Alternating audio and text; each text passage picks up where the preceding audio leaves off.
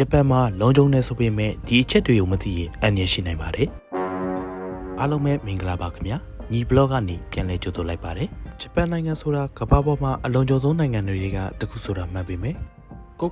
ဘယ်လိုဘေးကင်းအောင်နေထိုင်ရမလဲဆိုတာကိုလည်းသိထားဖို့အရေးကြီးပါတယ်ရေးပေါ်အခြေအနေတွေမှာဘယ်လိုတုံ့ပြန်ရမလဲဆိုတာကိုသိထားပါဒီဘေးငလင်နဲ့အခြားသဘာဝဘေးအန္တရာယ်တွေအတွက်အရေးပေါ်ထွက်ပေါက်တွေကိုလည်းမှတ်သားထားပါ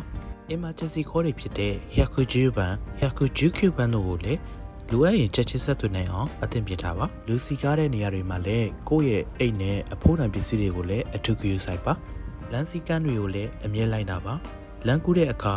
မီးပွိုင်ကိုတတိထားပြီးဘယ်ညာကြည့်ပြီးမှလမ်းကူးပါရင်မောင်းသူတွေလည်းစီကမ်းလိုက်နာဖို့အရေးကြီးပါတယ်